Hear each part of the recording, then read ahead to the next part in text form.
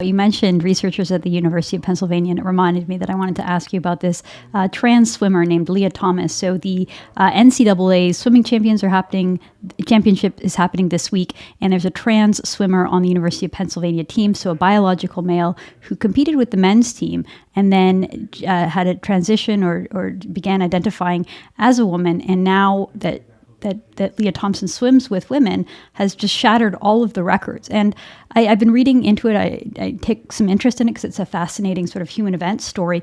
And when I read about it, I mean, there's two emotions that I feel. One is like just a kind of remorse. Like, I feel sorry for this individual because it's such a spectacle taking away from the sport. I feel sorry for the girls involved. I feel pity for everybody involved in the situation because it's so excruciating seeing this tension between a clearly, biological male who can swim at a pace that's just nothing like what these women can swim at. And then also a sense of anger and frustration that you have this separate division. NCAA still splits sports into men and women. And the whole purpose of women's sports as a dedicated separate event from men's is so that women can succeed and women can have their own, can compete on a level playing field. And it's just so much injustice here that it's so out of hand. So I wanted to get your take on this because it kind of adds in another element to your critiques on feminism. How do trans women like Lia Thomas fit into that?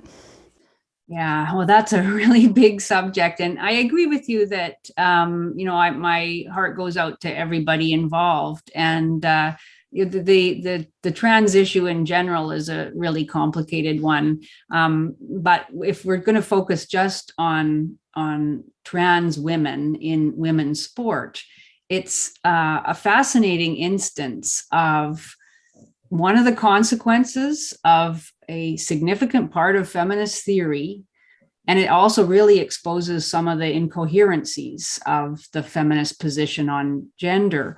Now, it seems to me, just to cut to the chase, it seems to me clear that Lia Thomas is a man biologically.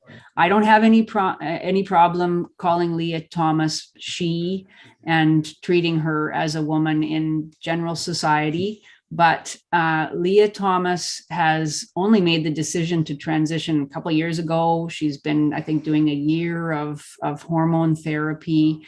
Her body is still a male body, and to pretend that it isn't so much significantly stronger and faster than a female body.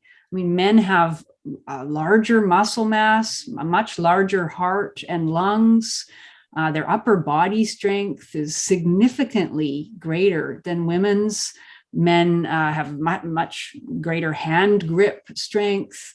Their bones are heavier and larger.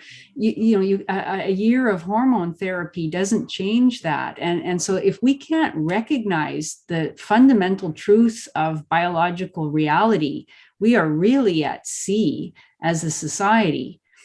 And there are other examples of this happening all across sport. There was a case of a mixed martial art fighter named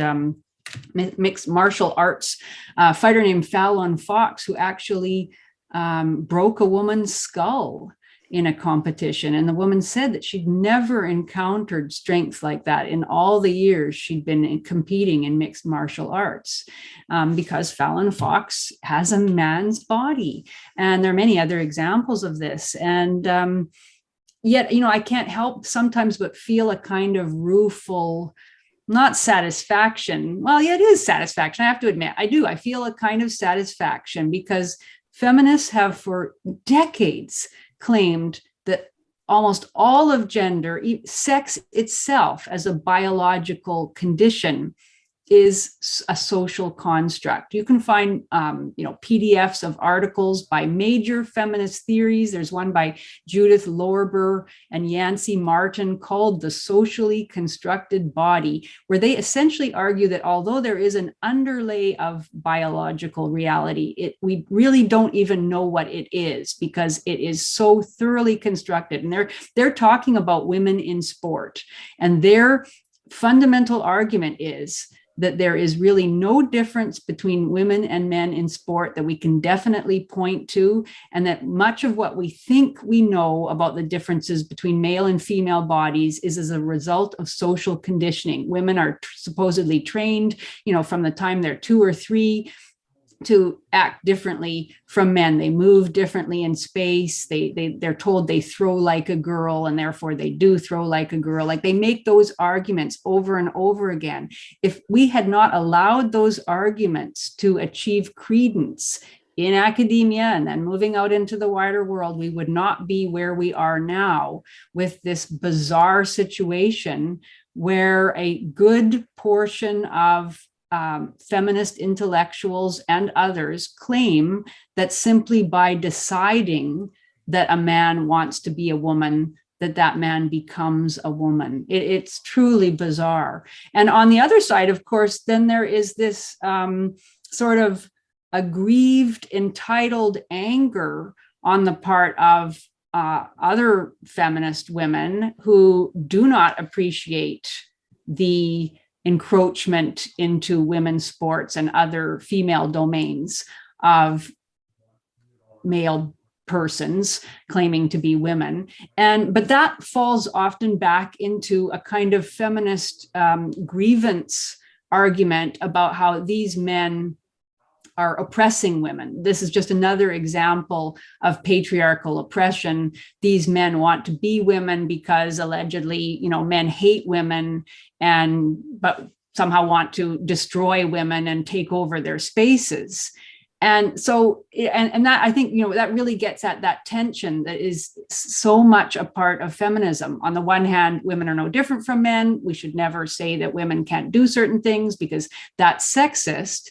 And yet now suddenly, again, we hear that women need special rights. They need special women-only spaces where, male bodies must not intrude. All the while, though, over the last 30 years, male spaces have been continually eroded. If men in a fire hall said, look, we're really uncomfortable with the idea of having women working as firefighters along us because they don't have the strength. They can't do what is required to fight fires. Same with the military. All sorts of standards have been lowered in these various formerly male domains in order to admit women and to pretend that there is no significant difference between women and men. So I think we have to stand on the bedrock ground of biological reality. If we've lost that, we really can't have sane conversations about any of these issues. And I'm not that sympathetic to either side of the feminist debate on the question of trans women in sports, because I think both, buy into various feminist postulates, either anger at men and exaggerated claims about toxic masculinity and patriarchal oppression, or the gender as a social construct position. Neither of them is helpful in finding a sane solution to these kinds of conflicts. I tend to agree. I sometimes just sort of sit back and laugh at the two sides of the left, warring over this issue.